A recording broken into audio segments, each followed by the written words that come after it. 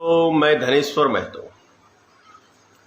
देश के युवाओं के साथ इतना घटिया, इतना भद्दा मजाक शायद किसी सरकार ने अब तक किया हो, क्योंकि मोदी जी की जो सरकार है वो हर किसी की जिंदगी से खिलवाड़ करने में माहिर है।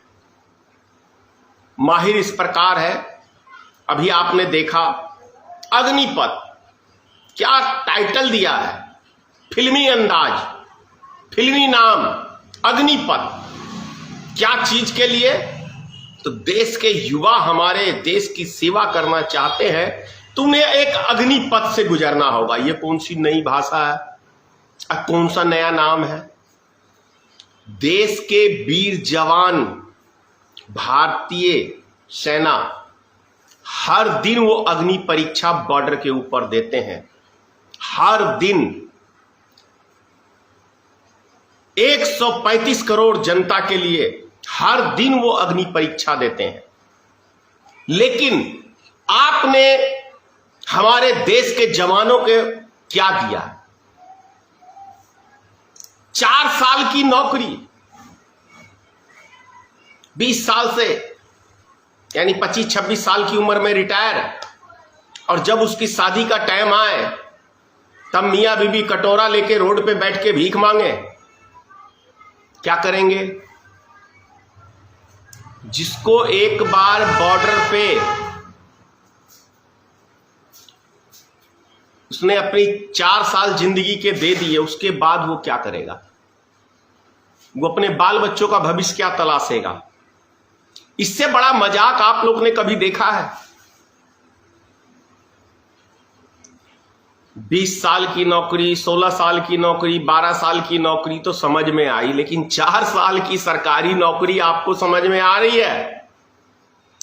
और 4 साल में कौन सा अनुभव प्राप्त करेंगे सेना में जाके हमारे देश के जवान? जब तक वो समझेंगे तब तक रिटायर हो जाएंगे। यानी कि इस देश को ही अग्नि परीक्षा में झोंकने का काम सीमा को मोदी सरकार लगा रही है। ये अग्नि परीक्षा समझो सेना का नहीं हो रहा है, अग्नि परीक्षा यदि हम कहें तो इस देश का हो रहा है। लोगों का ध्यान भटकाने के लिए जब भी मोदी कोई गलत कदम उठाता है, मतलब कोई गलत कदम और उसका विरोध देश में या अंतर्राष्ट्रीय स्तर पर होने लगता है, तो तुरंत से मोदी जी एक नया चीज नुक्ता छोड़ देते हैं ताकि सब पब्लिक का ध्यान उधर आकर्षित हो जाए। अभी अनुकूल शर्मा का तो आप लोग को याद ही है, भारतीय जनता पार्टी ने 2 प्रवक्ताओं को सस्पेंड किया। क्यों किया? विदेशी दबाव के कारण से किया। और देखिए दिमाग समझने की जरूरत है। आरएसएस किसका टीम है? विश्व हिंदू परिषद किसका टीम है? बजरंग दल किसका टीम है? भारतीय जनता पार्टी का ही है ना हिस्सा। अब इन्हीं के कार्यकर्ता रोड पे उतरते हैं समर्थन में, और इनकी ही सरकार अपने ही प्रवक्ता को गेट आउट करती है।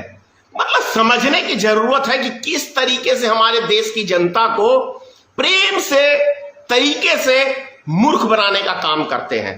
और जब उससे भी मामला नहीं सुलझा तो 4-5 दिन से 8 साल से कांग्रेस पे ध्यान नहीं हुआ ईडी का, क्योंकि उस टाइम के मुद्दे चुनाव के कुछ और थे। विकास का मुद्दा था, देश की सुरक्षा का मुद्दा था। अब तो ये 2022 के चुनाव में कुछ जा नहीं सकते।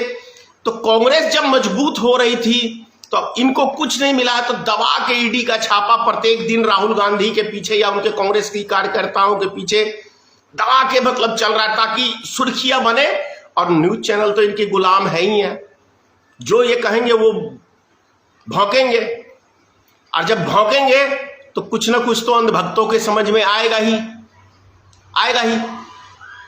वो भी नहीं समझ में आया तो लो भाई एक नया फरमान लेके, ये अच्छी तरह से जानते हैं कि 4 साल की नौकरी का जब ही हम कहेंगे तो पूरे देश में एक बवाल सा पैदा होगा, और जब बवाल सा पैदा होगा तो सबका ध्यान इस नए मुद्दे के ऊपर आके अटक जाएगा।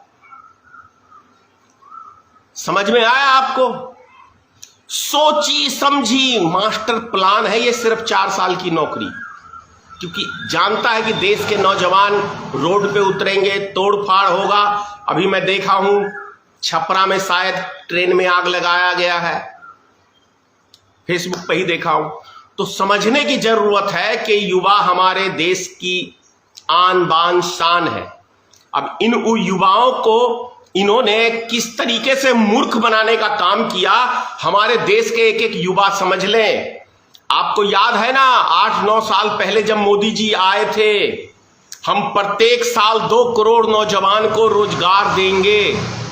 बाद में इन्होंने क्या कहा, पकौड़े तलना भी एक रोजगार है, लेकिन हम अतिक्रमण भी हटाएंगे, अतिक्रमण नहीं होने देंगे किसी जगह का।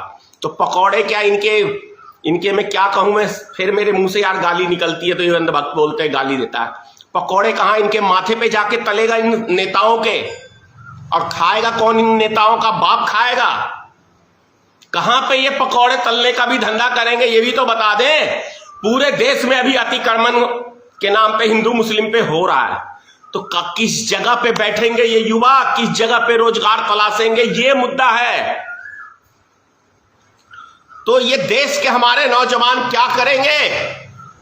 आप ही का भाषण दिया हुआ है ना कि 60% हमारे युवा हैं, हमारे देश की शक्ति है। इन शक्ति को पेट भरने के लिए क्या करना पड़ेगा मोदी जी, ये तो बताओ।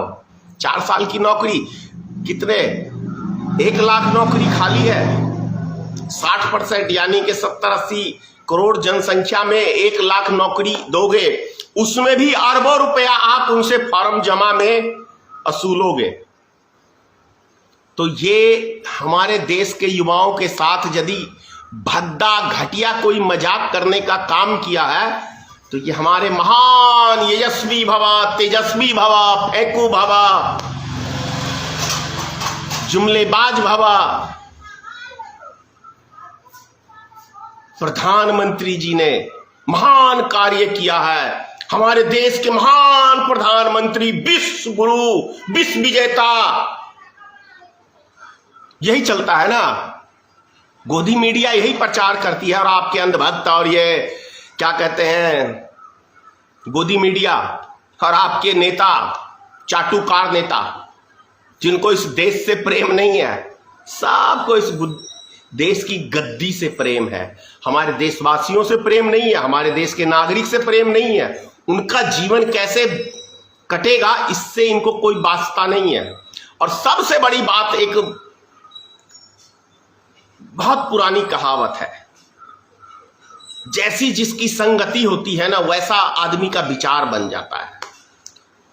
देश के गृह मंत्री, रक्षा मंत्री राजनाथ सिंह जी एक विद्वान नेता है, एक सुलझे हुए नेता है, लेकिन गलत जगह पे जाके राजनाथ सिंह जैसे नेता जब फंस गए, तो उनके मुख से भी देखो कैसा कैसा बयान निकलता है।